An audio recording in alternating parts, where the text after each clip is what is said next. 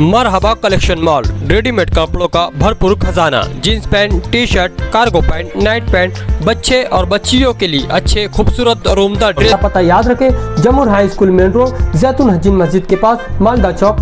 नहमदुहु व नुसल्ली अला रसूलिहिल करीम, अम्मा बाद। अरबी का एक मक़ूला है, अस्सायु मिन्नी वल इत्मामु मिनल्लाह, कि कोशिश करना हमारा काम है और कामयाबी और नाकामी अल्लाह रब्बुल आलमीन के कब्ज़े कुदरत में है। आज के हमारी इस मीटिंग के सदर मोहतरम, हमारे सियासी सरपरस्त, शहर की बुज़ुर्ग सियासी शख्सियत अलहाज मोहम्मद ईसा यूनुस ईसा साहब स्टेज पे तशरीफ़ फरमा, मजलिस इत्तेहादुल मुस्लिमीन के शिमाली महाराष्ट्र के सदर अलहाज डॉक्टर खालिद परवेज़ साहब, मुश्तरका सुन्नी तंजीम के रूह रवा सदर मोहतरम अलहाज यूसुफ इलियास सेठ साहब, स्टेज पर तमाम ही मुअज़्ज़ज़ीन शहर, कारपोरेटर हजरात और ऐसे लोग जो आने वाले कारपोरेशन इलेक्शन में उम्मीदवारी के ख्वाहिशमंद हैं। इसी तरह सोशल मीडिया से जुड़े हुए अहबाब, बुज़ुर्गों और दोस्तों, आज की हमारी इस मीटिंग का उन्वान है कि शहर में सियासी, समाजी, शहरी, तालीमी सुलगते मसाइल पर आज हम सर जोड़ करके बैठे। ये हमारी इलेक्शनी मीटिंग नहीं है। इलेक्शन का ऐलान होगा, फिर इलेक्शनी प्रोग्राम शुरू करेंगे। आज सूरत हाल जिस तरह की है, इन हालात में शहर के मौजूदा मसाइल पर हम सर जोड़ करके बैठे हैं। इलेक्शन आता है, इलेक्शन जाता है, इलेक्शन आता है, इलेक्शन जाता है, जीतने वाला जीतता है और हारने वाले घर जाते हैं।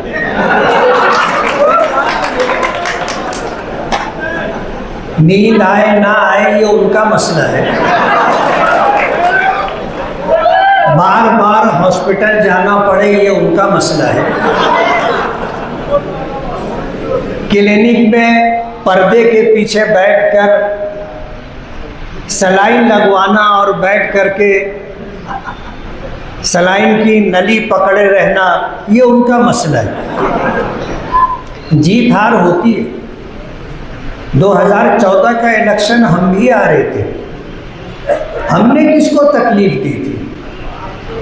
हमने किसकी ज़ाती ज़िंदगी पर उंगली रखी थी? हम में से कौन दूध का धोया हुआ है? तुम दूसरों के गिरेबान में हाथ डालने की कोशिश कर रहे हो, पहले थोड़ा सा अपना गिरेबान भी झांक लो ना। मुझे नहीं कहना चाहिए था, अच्छा नहीं लग रहा है, वरना आपको मैं ये आगाही दे दूं कि जैसे ये ऑडियो रिकॉर्डिंग आप वायरल कर रहे हो और वक्फे वक्फे से कर रहे हो, हम साइकिल पर बैठने वालों की और रिक्शे पर बैठने वालों की ऐसी ऑडियो और वीडियो शूटिंग रोज़ाना वायरल कर सकते हैं। है हमारे पास मवाद। इलेक्शन से पहले हमारे पास वो सारी बातें आ गई थी जो आपके घर से शुरू हुई थी, लेकिन हमने उन लोगों से जो ये बात लेकर के आए थे बहुत सफाई के साथ कह दिया था कि भाई बेटी बेटी होती है, चाहे वो किसी की भी। बहन बहन होती है, चाहे वो किसी की भी हो। दो जुमला कह करके हमें उनको पैगाम देना था कि हम शुरू करेंगे भुरकी भौजी से लेकर के और चांदौड़ बम्बई से लेके मालेगांव तक की कहानी सुना सकते हैं, लेकिन हम सियासत में किसी की जाती जिंदगी तक नहीं जानना चाहते। ऐब से पाक अल्लाह की जात है। गुनहगार कौन नहीं है? आप अपने सीने पर हाथ रख करके बताइए, आप दूध के धोए हुए हैं? बहुत मशहूर जुमला है, बद अच्छा बदनाम बुरा, कि एक आदमी गुनाह करता रहता है लेकिन किसी को खबर नहीं होती तो वो बहुत पाकबाज समझा जाता है, समाज में मुअज़्ज़ज़ समझा जाता है। और किसी आदमी का अगर कोई ऐब जग जाहिर हो गया तो वो बदनाम हो जाता है। कहते हैं ना, बद अच्छा बदनाम बुरा, कि आदमी गुनाह करता रहा और लोगों में अच्छा रहा, और एक आदमी उसका कोई ऐब लोगों के दरमियान वायरल हो गया तो वो बदनाम हो गया, बुरा हो गया। आप बेखौफ मत रहो, तुम्हारे भी सैकड़ों करतूत हमारे पास हैं। आप इसको आगाही समझो या आप इसको हमारी शरई मजबूरी समझो कि हम नहीं कर रहे हैं, हमें पता है और हमारा ईमान व यकीन है सरकार दो आलम सल्लल्लाहु अलैहि वसल्लम की हदीस मुबारका पर कि अगर हम आपके ऐब को जाहिर करेंगे तो अल्लाह हमारे ऐब लोगों के दरमियान लेकर के आ जाएगा। तुम लाख छुपाना चाहोगे, ऐब छुपेगा नहीं। और मैं आपको बता देना चाहता हूँ, जो लोग आपकी नाक का बाल बने हुए हैं, आपके तमाम अच्छे बुरे कामों में आपके साथ शरीक हैं, वो मजहबी एतबार से हमारे भक्त हैं।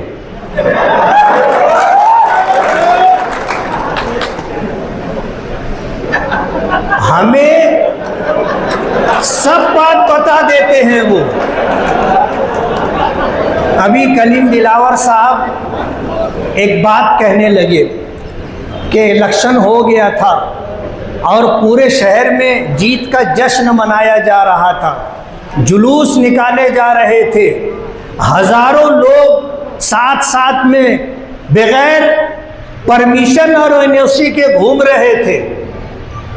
लाइटिंग शुरू कर दी गई थी और हरी झंडियां और झंडे लगाए जा रहे थे। हमारे मानने वाले, हमारे वोटर बहुत बेचैन थे। हमने उनको जमा किया और एक पैगाम दिया और हमने उन्हें अपना हिसाब बताया कि अगर आगरा रोड के उस तरफ हमें 20,000 वोट मिल गई तो हम जीत जाएंगे। अपने लोगों को हमने अपनी गणित बताई कि कहाँ से हमें कितना कितना वोट मिलना है। अगर शुरुआत हमारी, आगाज़ और इब्तिदा हमारा अगर 20,000 वोट आगरा रोड के उस पार मिल गई तो हम जीत जाएंगे। और मैं मुतमईन था, बहुत मुतमईन था। कलीम दिलावर साहब कहने लगे कि आपने जो मीटिंग ली थी मखसूस लोगों की, जो लोग काउंटिंग के लिए अंदर जाने वाले थे, जिनको काउंटिंग की जिम्मेदारी दी जाने वाली थी, हमने उनको बताया था कि क्या क्या हो सकता है, क्या क्या हो सकता है। मैंने बताया ना कि आपकी नाक के जो बाल हैं वो हमारे हैं। कहते हैं ना, साहिबुल बैत अदरा बिमा फी, घर में रहने वाला जानता है घर में क्या है। हमको भी पल पल की खबर रहती है ना। आपके साथ जो लोग हैं वो सब दिल से आपके साथ हैं, ऐसा नहीं है। आपने लोगों को लूटा है, आपने लोगों को मारा है, आपने लोगों से गैर कानूनी और गैर समाजी काम करवाए हैं और उनकी रिकॉर्डिंग, ऑडियो और वीडियो और इस तरह उसके कागजात अपने कब्जे में रख के उनकी नाक में नकेल डाल करके अपने दरवाजे पर बांध करके रखा है, वो दिल से आपके साथ नहीं है। वो रहते हैं आपके साथ, जिंदाबाद मुर्दाबाद आपके साथ करते हैं और वोट हमको देते हैं। हमें पता है। आप बंबई जाते हो तो क्या करते हो? आपके साथ जो लोग जाते हैं वही लोग हमको बताते हैं ना। लेकिन हम किसी की जातियात पर नहीं जाना चाहते। आज जो बदले की सियासत की जा रही है, जो लोगों से इंतकाम लिया जा रहा है, ये औरतों का खेल है। मेरे पीछे, हमारे साथियों के पीछे बाकायदा औरतों की टीम लगाई गई है, जो हमको फ़ोन करते हैं अलग अलग उन्वान से। और प्रोग्रामिंग ये है कि बात हमदर्दी से शुरू की जाती है, मजलूमाना हैसियत से शुरू की जाती है, बात आगे बढ़ा करके उसको दूसरा रुख दिया जाता है। रोज़ाना फ़ोन आता है। अल्लाह हमारा सिकंदर सलामत रखे।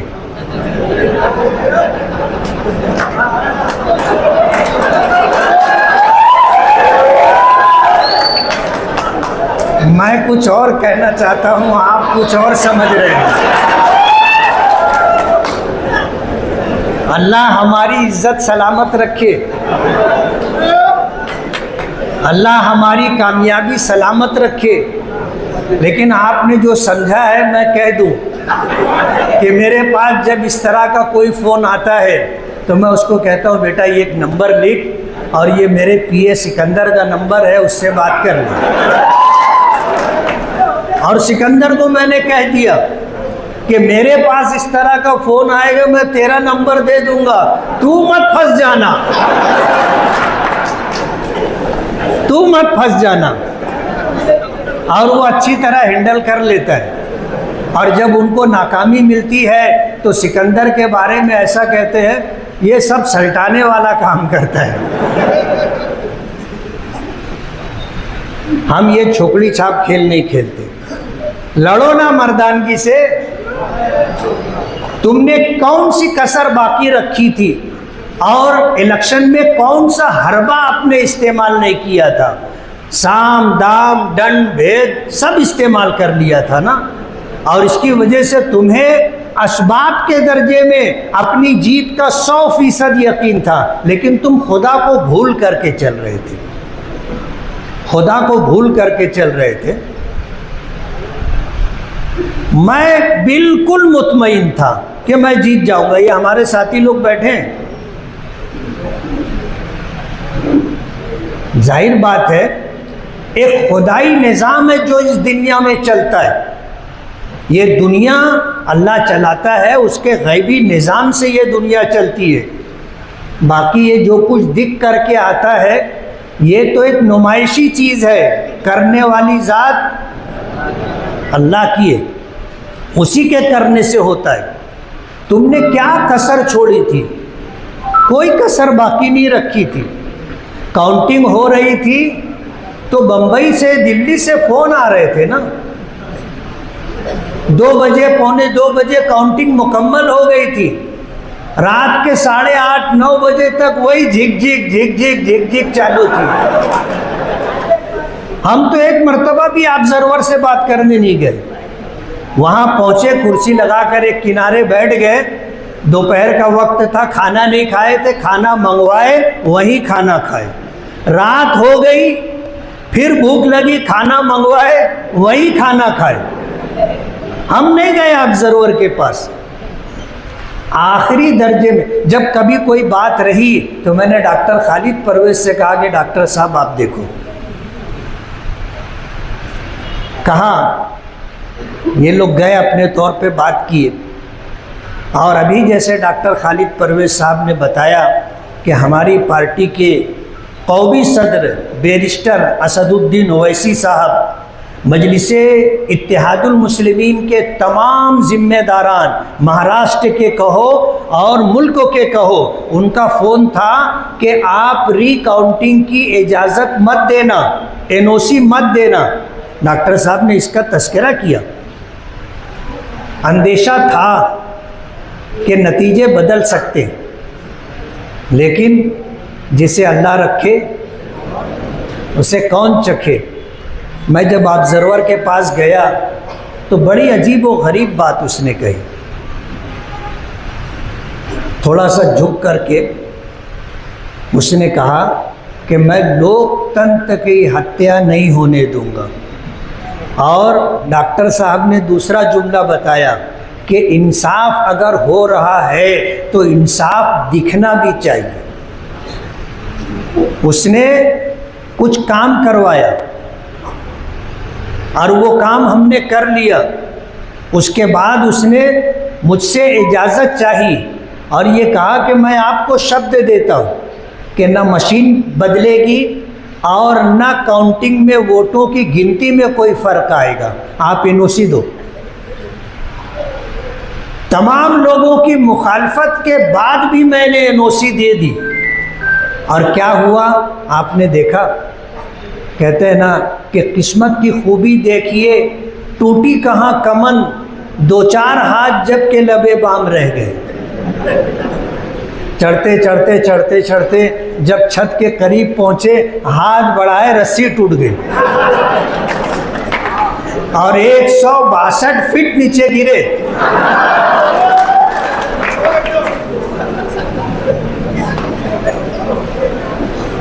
कुदरत का अजीब व गरीब निज़ाम, कुदरत को भूल करके बात करने वाले हमेशा जलील होते।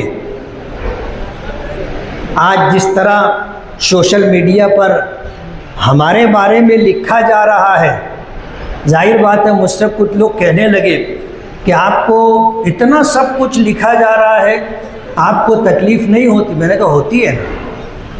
गालिब ने कहा है ना कि दिल ही तो है न संग व खिश्त, दर्द से भर न आए क्यों, रोएंगे हम 1000 बार, कोई हमें रुलाए क्यों। दुख हमें भी होता है, लेकिन हम हर आयरे गैरे को मुंह नहीं लगाते। और हमें पता है कि पच्चरों और नौकरों के चले जाने से ऑल इंडिया मजलिसे इत्तेहादुल मुस्लिमीन का कुछ बिगड़ने वाला नहीं। पच्चर रहते हैं, नौकर रहता है। और बैलगाड़ी के नीचे चलने वाले की क्या हैसियत है आपको पता है। उसको ये जोम हो जाता है कि बैलगाड़ी मैं चला रहा हूँ। 2019 का इलेक्शन हुआ था, अल्लाह ने कामयाबी दी थी।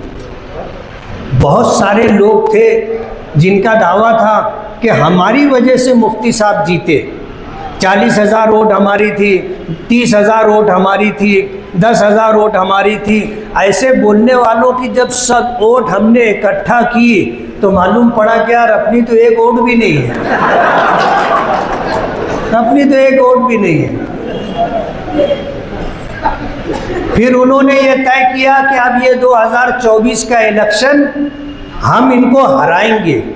हमने जिताया था 19 का इलेक्शन, हम 2024 का इलेक्शन हरवाएंगे, ये उनका दावा था। सारे जतन कर लिए, क्या मिला। मैंने अबू आसिम आज़मी साहब, हमारे अच्छे ताल्लुकात हैं, उनसे ये बात कही थी कि आप मुझे हराने के लिए आपने मालेगांव के अंदर प्रोग्राम बनाया है और जिनको आप उम्मीदवारी देना चाहते हो, मैं आपको ये बताना चाहता हूँ, अगर उन्होंने 10,000 वोट ले लिया तो मैं आपके घर सलाम करने आऊँगा।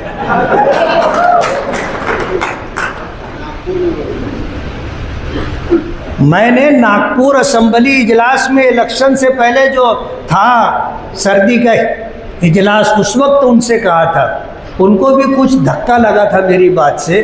अखिलेश यादव को मालेगांव लेके आए, इकरा हसन को 2 मरतबा लाए, मोहिबुल्लाह नदवी साहब को 2 मरतबा लाए, और भी लोकसभा के पार्लियामेंट के मेंबरों को लेकर के आए। हम किसी को टारगेट करके तकलीफ नहीं देना चाहते, वरना हम अगर पीछा उठा लेंगे तो बाई डिप्रेशन में चली जाएगी।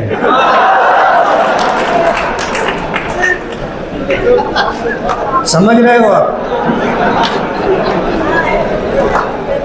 बोले अगर हमको 1 लाख वोट मिलेगी और अगर 50,000 वोट मिली तो हम समझेंगे कि सियासी तौर पर हम हार गए। आप देख लो 10,000 वोट भी नहीं मिले, और जब से थोड़ा पर्दे से वो गायब भी है, पर्दे से गायब है। हम जातियात पर नहीं बात करना चाहते। आज शहर में जिस तरह का माहौल है, हर शहरी परेशान। अंडरग्राउंड ड्रेनेज की स्कीम लाई गई और मोटी मोटी रकम ले ली गई, और नदी के उस पार जहां पाइपलाइन डाली गई वहां पर मरम्मत भी कर दी गई, पेच वर्क भी कर दिया गया, और नदी के इस तरफ पूरे शहर को खंडर बना दिया गया। कोई सुनवाई नहीं है। बार बार कहने के बावजूद प्रशासक हो या कारपोरेशन के ऑफिसरान हो, उनकी भी जेब मोटी हो गई है। कोई मानने सुनने के लिए तैयार नहीं। शहर का एक एक फर्द परेशान। जुआ और सट्टा आम बात हो गई है। नशा और चीजों की खरीदो फरोख्त का मालेगांव मरकज बन गया है। ट्रक से गांजा आता था और मालेगांव से अतराफ के जिलों तक पहुंचता था। हद हो गई, गुजरात तक मालेगांव से जाता था। कुत्ता गोली जितने बड़े पैमाने पर मालेगांव में सप्लाई की जा रही है, जानने वालों को पता है। हालात ऐसे हो गए, अब तो एमडी भी ला करके बेची जा रही है ना। और प्रशासन को पूरा पता है और खबर है। उनकी मिली भगत के बगैर, मेरी बात याद रखें, उनकी सरपरस्ती और मिली भगत के बगैर ये कुछ भी गैर कानूनी काम नहीं हो सकता।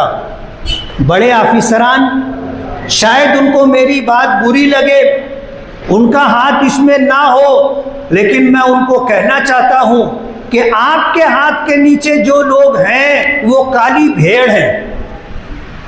वो लोग हफ्ता लेते हैं, मैं खुल करके कह रहा हूं, वो हफ्ता लेते हैं और जराइम पेशा लोगों की सरपरस्ती करते हैं। और कुछ आपके ऐसे लोग हैं जो इस खोटे धंधे में पार्टनर भी हैं।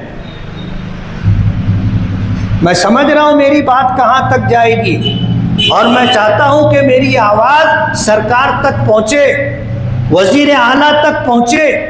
हम चाहेंगे, ये हमारा शहर है, ये हमारे अपने लोग हैं, यहाँ की भलाई हमारी भलाई है और यहाँ का नुकसान हमारा नुकसान है।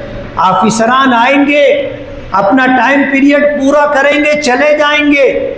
शहर अगर बिगड़ गया, शहर की सत्यानाशी हो गई तो हमारा नुकसान है। हम बोलेंगे और खुल करके बोलेंगे। आज अंडरग्राउंड ड्रेनेज कंपनी जिस तरह भेदभाव कर रही है, नदी के उस पार रवैया कुछ और है और नदी के इस तरफ रवैया कुछ और है। इस सिलसिले में शहर वालों को बेदार होना पड़ेगा। जब इनका संदल उठाएंगे तब जाकर के इनको होश आएगा। आप हमको फोन करते हो, हम उनसे बात करते हैं, वो हमको आश्वासन दे देते हैं और कोई कार्रवाई नहीं होती। हम सबको, अभी जैसे डॉक्टर खालिद साहब ने कहा कि अब हमको रोड पर आना पड़ेगा, और अगर हम कुछ कर रहे हैं तो क्या हो रहा है ये लोगों को दिखना भी चाहिए। हम दिखाएंगे, हमारा मिजाज नहीं है, लेकिन जब करने पर आते तो आगरा रोड बंद किए थे ना, कमिश्नर को आना पड़ा था, हम दोनों बाजू बाजू में खड़े थे, कोई सर फिरा था, गटर से डब्बा भर लाया गंदा पानी, और जब डाला तो मेरे और उसके ऊपर दोनों पे आधा आधा आया। तो ये सब कुछ हम कर सकते, हमारे पास भी ऐसे सरफिरे वर्कर हैं, नहीं है ऐसी बात नहीं, हमें पता है, और हम वो सब कुछ कर सकते हैं जिसके करने की तुम हमको धमकी देते हो। हमने कोई चूड़ियां नहीं पहन रखी और हम कभी डरते भी नहीं। तुम निकलते हो तो अपने साथ जुलूस लेके निकलते हो, हम तो दिन हो या रात अकेले निकलते हो, अकेले निकलते।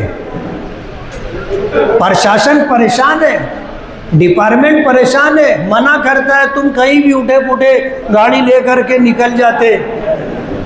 हमने किसी का बिगाड़ा नहीं है, ऊपर वाला हमारी हिफाजत करता है, हमारा कुछ बिगड़ेगा नहीं।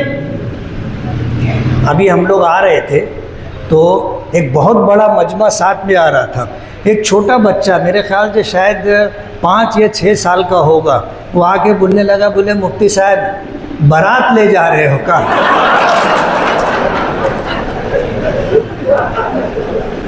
मैंने कहा हाँ बस बाराती समझ ले बेटा, तू नौशा बनेंगे हम इंशाअल्लाह, नौशा बनेंगे।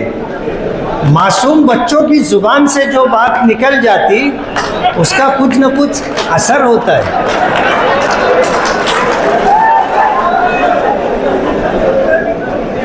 आने वाला वक्त हमारे लिए अच्छा रहेगा इंशाअल्लाह।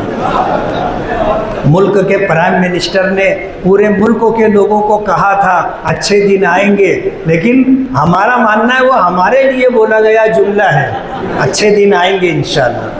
और हमारे यहाँ तो मायूसी नहीं है ना, हमारा ईमान हमें ये हिम्मत हौसला देता है, हमारा ईमान हमें ये पैगाम देता है कि करने वाली ज़ात अल्लाह की है। हम अगर सही तरीके से मेहनत और कोशिश करेंगे तो इंशाअल्लाह कामयाबी हमारा मुकद्दर होगी। मैं मालेगांव के लोगों को मुबारकबाद दूंगा और उनका फिर शुक्रिया अदा करूंगा कि होशमंदी से आपने काम लिया था और शहर में हमें आपने फिर खिदमत करने का मौका दिया। लेकिन ये आधी कामयाबी है, मुकम्मल कामयाबी उस वक्त होगी जब कारपोरेशन में हमारा कोई शख्स मेयर बन करके बैठेगा। एक एमएलए होता है, उसको साल का 5 करोड़ रुपए का फंड मिलता है, और 5 करोड़ में कितना काम होता है आपको पता है? कारपोरेशन का बजट 1000 करोड़ रुपए के ऊपर है। कारपोरेशन में राज करने वाले अगर इस शहर पर थोड़ी सी हमदर्दी के साथ तवज्जो देते, सारे कच्चे रास्ते पक्के बन गए होते।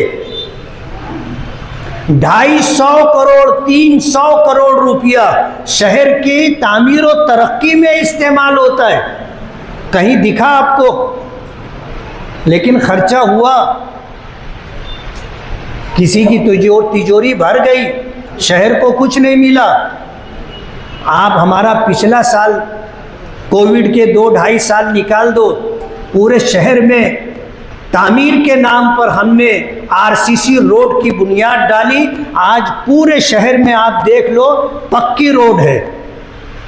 हमने टारगेट किया था कि जो रास्ता सटाना से मालेगांव आए आरसीसी होना चाहिए, कुसुम्बा से मालेगांव आए पक्का रोड होना चाहिए, आगरा रोड से मालेगांव आए पक्का होना चाहिए, हाईवे से मशरिकी इकबाल रोड आरसीसी होना चाहिए, सवन गांव से मालेगांव आने वाला रोड पक्का होना चाहिए, और खानका अशरफिया की तरफ हाईवे से आने वाला मासूम शाह कुट्टी की तरफ जो रोड है वो पक्का होना चाहिए, गिरना रोड से मालेगांव आने वाला रोड पक्का होना चाहिए। है जो 2-4 काम रह गया है वो भी शुरू हो गया है।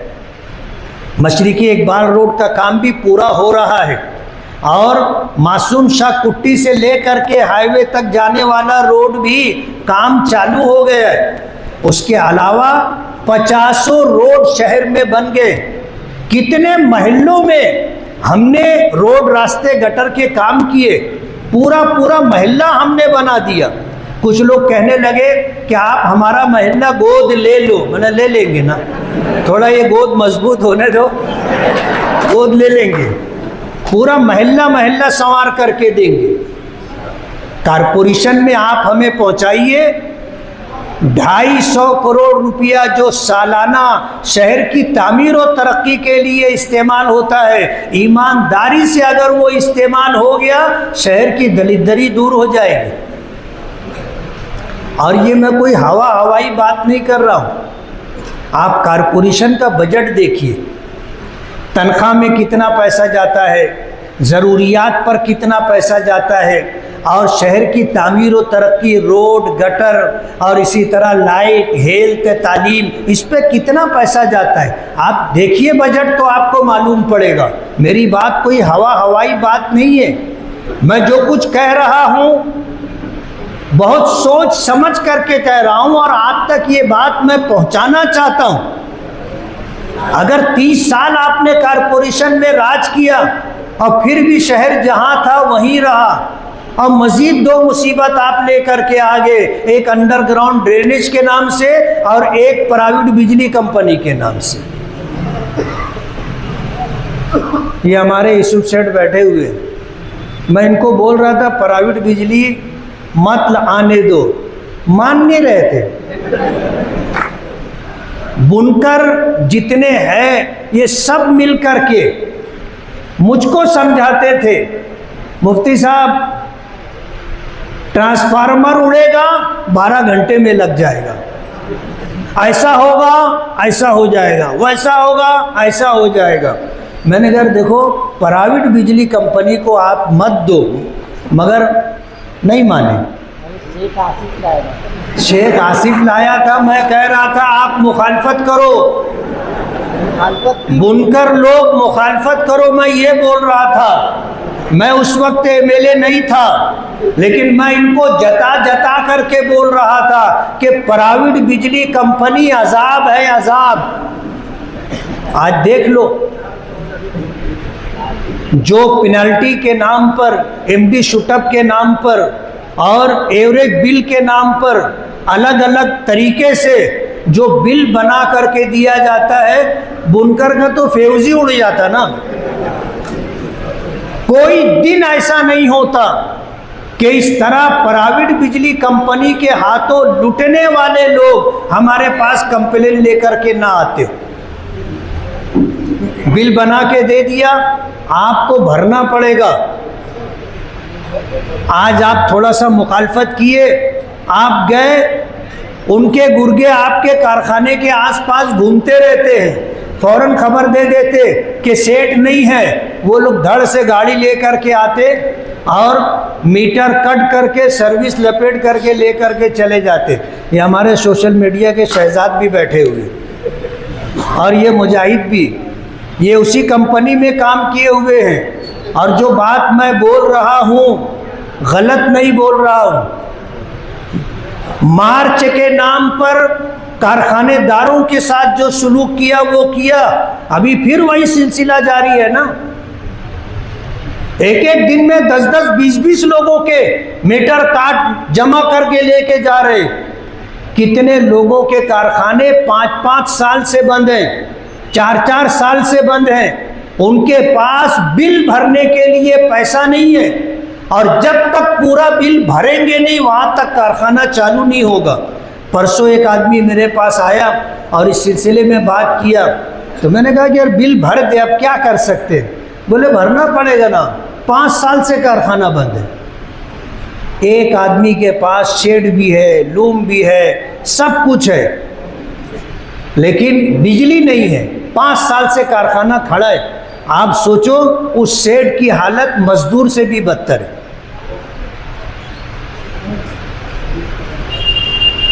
बिजली कंपनी आप लाए थे, आपने अपने लोगों को वहां लगाया, और मालेगांव के लोगों को लगाया। ये घर के भेदी थे, इन्होंने कंपनी से वफादारी बताई और इनको बताना भी चाहिए, तनख्वाह वहाँ से लेते थे, लेकिन मालेगांव को वाट लगा दी। प्राइवेट बिजली कंपनी और पूरे शहर में अंडरग्राउंड ड्रेनेज के नाम से जो बदहाली आई है, इसके खिलाफ हमें उठना पड़ेगा। नशे का जो कारोबार हो रहा है उसके खिलाफ उठना पड़ेगा। आज शहर में औरतों के कुछ ग्रुप हैं, मर्दों के कुछ ग्रुप हैं जो हमारे नौजवानों को और हमारी बच्चियों को गलत रास्ते पर डाल करके उनकी वीडियो बना करके उनको मजबूर करते हैं आगे गुनाह के रास्ते पर जाने के लिए। मैं तो हैरान हो गया कि फरवरी, मार्च, अप्रैल, मई, ये 4 महीना 48 लोगों ने खुदकुशी किए और इन खुदकुशी करने वालों में बड़ी तादाद हमारी बच्चियों की है। दूसरे नंबर पर हमारे बच्चे हैं और गिने चुने बड़ी उम्र के लोग हैं। अपनी जान कौन देता है? जान देना आसान बात नहीं है। हमने तो जामे मस्जिद से, और अभी एक बच्ची ने खुदकुशी की तो उस मौके पर हमने पैगाम दिया एहलियाने शहर को, अपने नौजवान बच्चों और बच्चियों के, कि कोई हम में से ऐसा नहीं है जो गुनहगार नहीं है। अगर अपनी नादानी की वजह से कोई गलत कदम आपका उठ गया है, आप घबराओ मत, ब्लैक मेलरों से डरो मत, आप हमारे पास आओ, दीनी तंजीमों के पास आओ, दीनी तंजीमों के पास आओ, हम आपका मसला हल करके देंगे। आपको खुदकुशी करने की ज़रूरत नहीं है। आप अपनी इज्जत, अपने ख़ानदान और माँ बाप की इज्जत की वजह से डर के आप खुदकुशी करते हो, आप डरो मत। अल्लाह भी गुनाह को माफ़ करता है, समाज भी आपको माफ़ करेगा। आप अपनी मुसीबत और अपनी परेशानी अगर इन ब्लैक मेलरों की वजह से आपने छुपा करके रखा और उसको अकेले आप झेल रहे हो, ऐसा मत करो। आप अपनी बहन को, अपने भाई को, अपने माँ बाप को, अपने ख़ानदान के सरपरस्तों को आप बताओ, हम आपका मसला हल करके देंगे। शहर में जो ऐसे ग्रुप हैं औरतों के और ऐसे ग्रुप हैं जो मर्दों के, मुझे मालूम है, और मैं आज की इस मीटिंग से ये पैगाम देना चाहता हूँ कि उनको अपनी खैर मना लेना चाहिए। हमारे पास एक आदमी भी अगर आ गया पुख्तगी के साथ कि इन्होंने हमारे साथ ऐसा किया है, तुम यकीन मानो वो गत तुम्हारी करेंगे कि तुमने जिंदगी में नहीं सोचा होगा।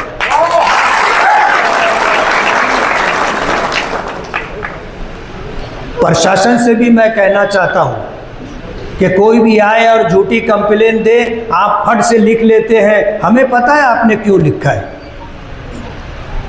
कहते हैं ना, पैसे में बहुत ताकत होती है। वो अरबी का एक शायर है, उसने कहा है कि वह हक़ मौलन अब्दअतहु फितरतहु लौलत तुक़ा लकुल तो जल्लत कुदरतहु। ये तो अल्लाह ताला का हक़ है कि उसको जल्ल जलालुहु कहा जाता है। अगर उसका डर नहीं होता तो हम कहते पैसा जल्ल जलालुहु। इतनी ताकत है पैसे में। कोई भी आया, झूठी कंप्लेन दिया और आपने लिख ली, और आप हमको ये सबक पढ़ाते हो कि वो क्या करें, हमारी मजबूरी है, आके कंप्लेन दी तो हमने ले ली। गांव में गाड़ियां चोरी होती, आपने क्या किया? गांव में लोगों को कटर मारकर, कुल्हाड़ी मारकर लूट लिया जाता है, आप क्या कर रहे हैं? शहर के अंदर नशे का कारोबार उरूज पर है, आप क्या कर रहे हैं? शहर में जुआ, सट्टा धूम से खेला जाता है, आप क्या कर रहे हैं? हाईवे पर लोगों के मोबाइल छीन लिए जाते हैं, आप क्या कर रहे हैं? वहां आपको अपनी कारकर्दगी नहीं बतानी है क्या? झूठी कंप्लेन देने वालों की आप कंप्लेन ले करके फिर इस तरह की कार्रवाई करेंगे, शहर इसको बर्दाश्त नहीं करेगा। हम भी मुंह में जुबान रखते हैं और जहां कहना है वहां हम अपनी बात पहुंचाएंगे। और आज के इस तरक्की याफ्ता ज़माने में कैसे लोगों की बात बना संवार करके मुख्तलिफ ऐप के ज़रिए से पेश की जा सकती है, अभी डॉक्टर खालिद परवेज़ साहब ने बताया। हमारे साथ भी ऐसा हो सकता है। जाहिर बात है, जब आपके पास ऐप है और हर एक के मोबाइल पर है, आप देख लो, आवाज़ किसी और की होती है, तस्वीर किसी और की होती है, और जो कहा जाता है वैसा ही होंठ भी हिलता है ना, है ऐसा ऐप। तो ये आज इस तरक्की याफ्ता ज़माने में बग़ैर कोई इंक्वायरी किए, बग़ैर बुनियादी किसी सबूत और शवाहिद के आपने कंप्लेन ले ली और कार्रवाई आपने की है, वक्त आपको माफ़ नहीं करेगा। आप इस जोम में ना रहें कि कोई आपकी गिरेबान पर हाथ डालने वाला नहीं है, आपके वरिष्ठ ऊपर बैठे हैं, वो ये काम कर सकते हैं। इसलिए हम अपने मेयार से नीचे हो करके कोई काम नहीं करना चाहते, वरना रोज़ाना एक एक वीडियो और ऑडियो वायरल हो सकती है। तुमको खुद पता है ना तुम क्या हो, तुमको खुद पता है, तुम्हारे घर में लोग हैं क्या करते हैं तुमको पता है, तो दूसरों को भी पता है ना। लेकिन हम ये हरकत नहीं करना चाहते। करने के लिए अगर आदमी तुल जाए तो फिर बहुत कुछ हो सकता है ना, ऐब से पाक तो सिर्फ अल्लाह की ज़ात है। इसलिए शहरी मसाइल पर आज हमने ये मीटिंग ली है। आज तालीमी कैंपस को ऐसे लोग जो तुम्हारी पार्टी में नए नए शामिल हो रहे हैं और तुम्हारी ईमा पर उनको, स्कूलों को और उनके मैनेजमेंट को टारगेट किया जा रहा है। आप हारे थे तो आपने स्कूलों का नाम लिया था ना, फला स्कूल फला स्कूल फला स्कूल है रिकॉर्ड में हमारे पास।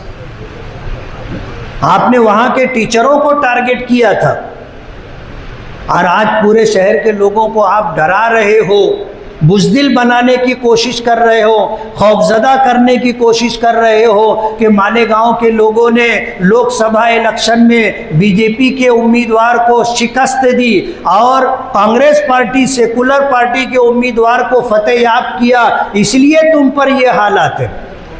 शहर देख रहा है आप पार्लियामेंट इलेक्शन में किसके साथ थे, शहर देख रहा है, शहर को पता है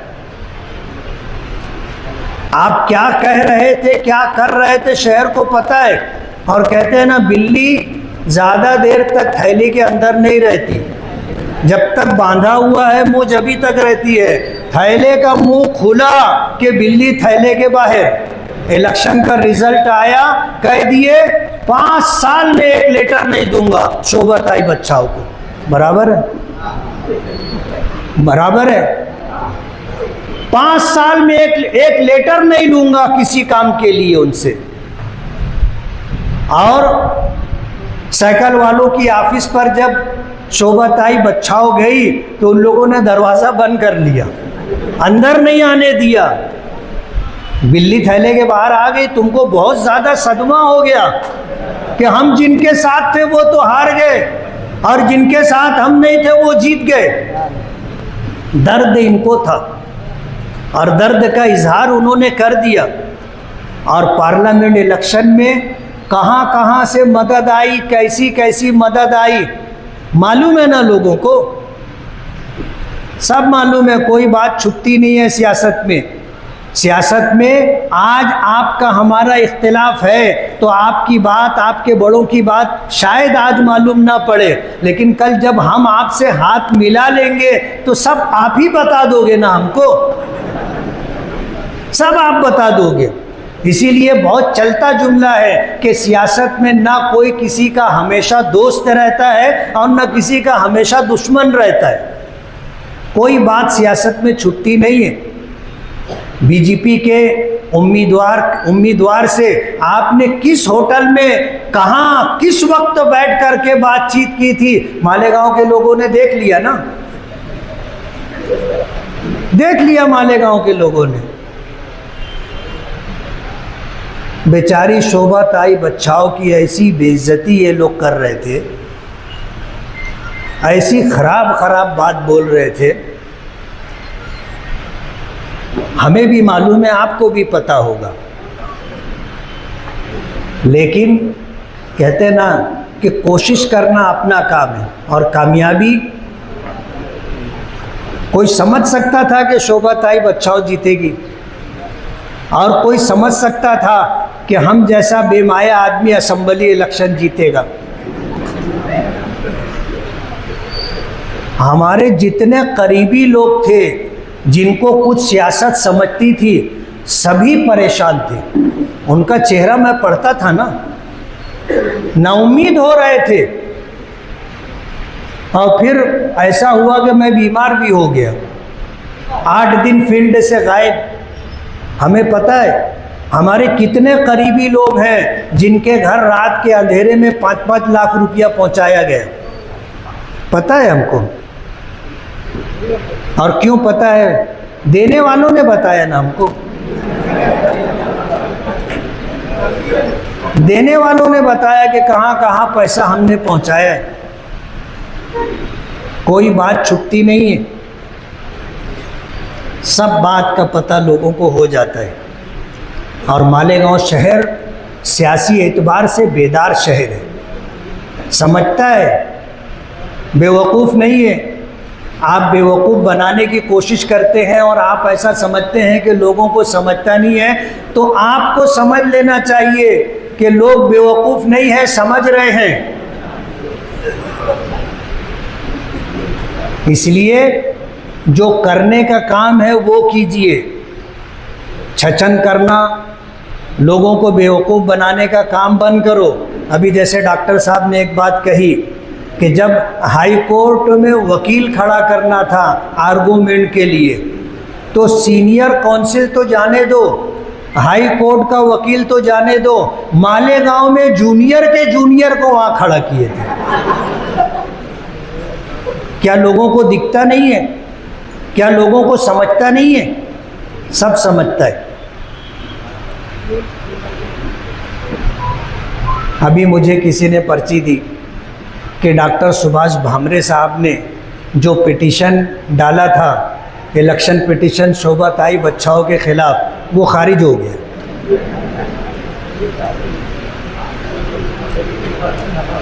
समझ रहे हो?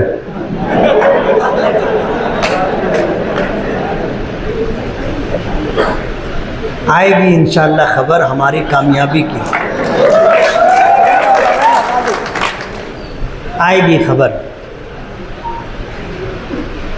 कुछ लोग बहुत परेशान हैं जो बेचारे हमारे हमदर्द हैं और जिनको इन बातों की गहराई का इल्म नहीं है, तो वो परेशान हैं। उनको मैंने तसल्ली देते हुए कहा कि 1952 से लेकर के आज तक जो इलेक्शन हुए, कास्ट सर्टिफिकेट आप छोड़ दो, उसके अलावा जितनी पिटीशन डाली गई किसी पर कोई फैसला नहीं आया।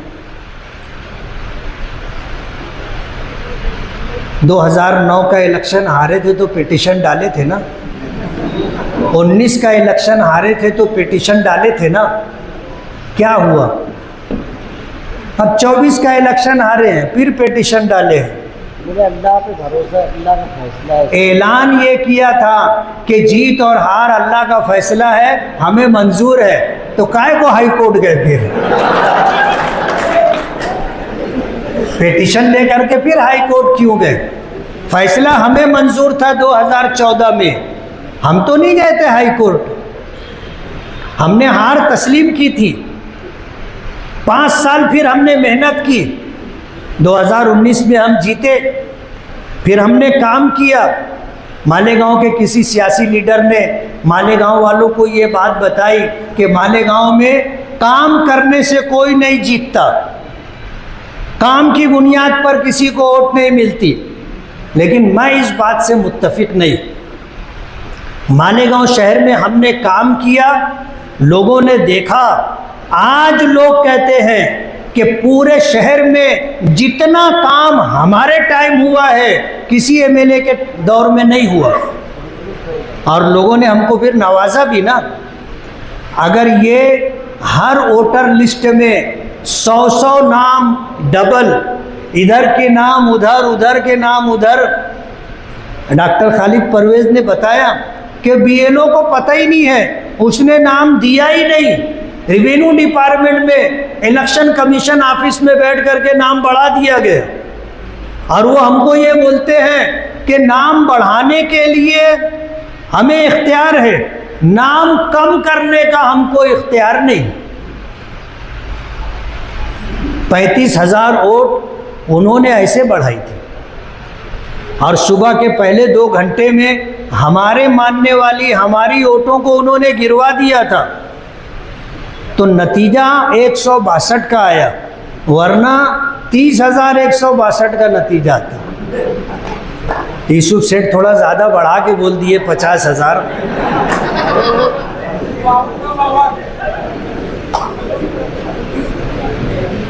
बस मैं अपनी आखिरी बात कहना चाहता हूँ, आपने जो मेहनत की, जो कोशिश की, और जिस तरह हमें कामयाबी अल्लाह पाक ने अता की आप लोगों के ताउन से, ये आधी कामयाबी। ये कामयाबी उस वक्त मुकम्मल होगी जब कारपोरेशन पर हमारा इख्तियार होगा। फिर शहर के अंदर इंशाअल्लाह आप देखोगे कैसे काम होता है। यूनुस दादा से मैं पहले ही पूछ लिया, आप तकरीर करोगे क्या? तो नहीं बोल दिए, इसलिए उनके हिस्से की बात भी मैं ही कर ले रहा हूँ। अगरचे उनके जैसी बात नहीं होगी मेरी, इसलिए कि तजुर्बा बहुत बड़ी चीज़ होती है। तजुर्बा, उनके पास जो तजुर्बा है वो मेरे पास नहीं है, लेकिन उनका वक्त मैं ले रहा हूँ।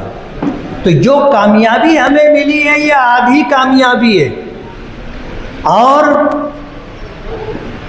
कल तक जो लोग अब आज जिनके साथ पेक्ट कर लिया उनको चैंपियन चोर बोलते थे, आज उनके साथ जुड़ गए। किसी ने मुझको एक पर्ची दी और उसमें ये बताया, बोले तोड़ीबाज और चैंपियन चोर एक हो गए। आज चैंपियन चोर का नाम हमने नहीं दिया था उनको, उन्हीं लोगों ने दिया था, और उनको चोर बोलने वाले, उनको तोड़ीबाज बोलने वाले हम नहीं थे, मरहूम शेख रशीद साहब थे। कारपोरेशन की मीटिंग चल रही थी, मीटिंग के अंदर शेख रशीद साहब बोल रहे थे, चुप बैठ चोर, चोर चुप बैठ, वो बोल रहे थे। और उन्होंने ये बात कही कि आगरा रोड बस स्टेशन के पास स्काई वॉक बनने वाला था, तो उसमें इन्होंने 25 लाख की तोड़ी की थी। सलीम अनवर, क्या नाम है उनका, लतीफ़ अनवर से 25 लाख की तोड़ी। हमने नहीं ये बात कही, मरहूम शेख रशीद साहब ने ये बात कही, और उनको पता था लतीफ़ अनवर और वो दोनों बहुत करीबी हैं। तो इनको चैंपियन चोर बोलने वाले, इनको चोर बोलने वाले, इनको तोड़ीबाज बोलने वाले हम लोग नहीं हैं। ये आपस में ही एक दूसरे को बोलते रहे, और अब इन लोगों ने साजबाज कर ली। कहते ना, अभी यूसुफ सेठ बोल रहे चोर चोर मौसेरे भाई, चोर चोर मौसेरे भाई। तो मालेगांव की आवाम को समझ लेना चाहिए, अगर आप अपने बच्चों का मुस्तकबिल और उनका भविष्य अगर उज्जवल और रोशन करना चाहते हैं तो आपको अपनी जिम्मेदारी निभानी होगी। आपको ऐसे उम्मीदवार कारपोरेशन में चुनकर देना होगा जो शहर का काम करे। आपके वार्ड में साफ सफाई होना चाहिए, आपके वार्ड में काम होना चाहिए, ऐसा आदमी आप चुन करके दो। हम ये नहीं कहते कि हम दूध से धुले हुए आदमी को उम्मीदवारी दे दें, मिलेगा नहीं ना, ऐसे लोग मिलेंगे ही नहीं। लेकिन हम कोशिश करेंगे कि आपको बेहतर से बेहतर उम्मीदवार दें, और हम निगरानी करेंगे, हम कोशिश करेंगे कि उनसे काम करवाएं। शहर का भला होना चाहिए। हमें जो शहर मिला है कैसा था ऐसा हमारे बच्चों के पास नहीं जाना चाहिए। हमारे बच्चों के पास एक अच्छा शहर जाना चाहिए जिसमें रोड भी हो, गटर भी हो, पीने के पानी की सहूलत भी हो, लाइट भी हो और हेल्थ और सेहत का इंतज़ाम भी हो और उनके लिए जो है एजुकेशन और तालीम का अच्छा इंतज़ाम भी हो। हम करेंगे तो होगा, हम नहीं करेंगे तो नहीं होगा। आप अगर किसी वोट देने के लिए 500 रुपया ले लिया, आप अगर 5 साल के अय्याम पर उसे बांटोगे तो एक दिन का जो है शायद 27 या 28 पैसा बनता है। और अगर 1000 रुपया एक वोट का आपने लिया तो एक दिन का आपके हिस्से में 55 पैसा आएगा और आप अपने पूरे शहर को उनके सुपुर्द कर रहे हो। कारपोरेशन का पूरा खजाना उनके हाथ में दे रहे हो। आप देख लो कि वो एमएलए थे तो उनके घर के बच्चे क्या कर रहे, थोड़ा सा जायजा लो आप। मैं एमएलए हूँ, मेरे भी 2 बेटे हैं ना। आपने देखा कहीं दादागिरी करते हुए, कहीं लूटपाट करते हुए, किसी का पैसा खाते हुए, किसी की ज़मीन पर कब्जा करते हुए, किसी की ज़मीन को हड़प करते हुए, किसी की बहन बेटी की आबरू पर हाथ डालते हुए देखा? हम भी एमएलए हैं, हमारे भी बच्चे हैं, लेकिन ये तो हमने नहीं किया ना। मेरे बच्चों को मैंने बिठा करके ये बात कही अलग अलग कि देखो अभी ये अपने पीछे ये मुसीबत ला रहे हैं, औरतों वाली मुसीबत, ऑडियो के रिकॉर्डिंग और वीडियो रिकॉर्डिंग। बोलो तुम लोग एकदम सतर्क रहना है, एकदम होशियार रहना। खुदा न खास्ता नादानी में या जज्बात में एक गलत कदम उठा तो अपने पास खोने के लिए सिवाय इज्जत के कुछ नहीं है। ये दिन नहीं आना चाहिए। घर में बिठा करके समझा करके उनको ये बात बता दी और ये भी बता दिया कि औरतों का कोई मसला आए तुम बोलो मेरे अब्बा से बात करो और मैं बोल देता सिकंदर से बात करो।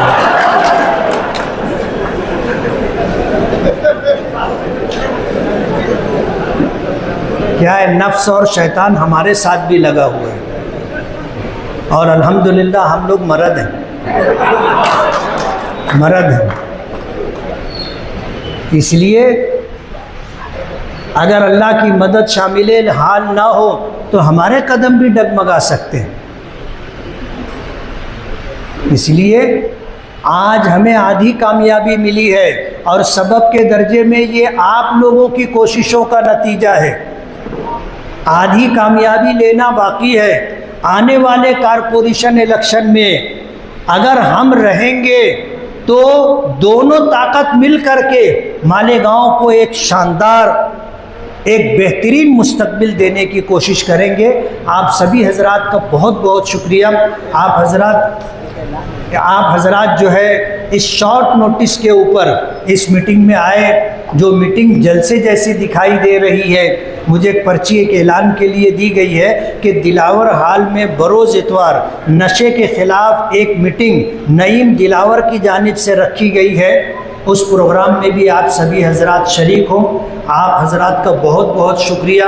हम अल्लाह रब्बुल आलमीन के शुक्रगुज़ार हैं। उसके बाद आप हजरात के दुआ कर लें।